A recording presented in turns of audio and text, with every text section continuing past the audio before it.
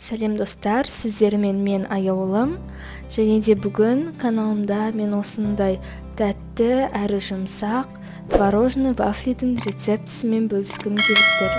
Ендеше бастайық. Ең алдымен ыдысымызға 2 жұмыртқаны жарып аламыз. Кейін оның үстіне 40 грамм қантымызды қосып, жақсылап тұрып миксердің көмегімен араластырамыз. Енді оған 250 грамм сүзбемізді қосамыз да, тағы да миксерлейміз.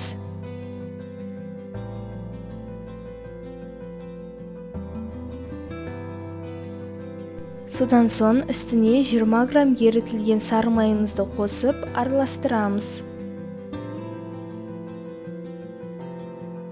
Енді електен өткізілген 80 грамм ұнға 1 шай қасық қопсытқышымызды қосып араластырып, жаңағы массамызға, сүзбелі массамызға қосып, тағы да миксерлейміз.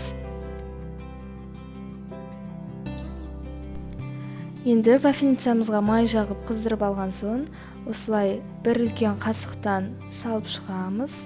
Және де менде бұл 5-10 минут арасында осындай болып піседі.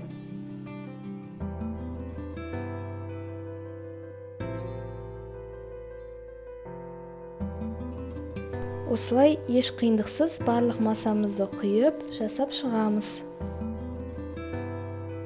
Менде осындай дәмі тіл үйіретін вафлялар дайын болды. Қасына сметана немесе сгущенкамен жеуге болады. Сіздерге де жасап көруге кеңес беремін. Келесі видеода кездескенше.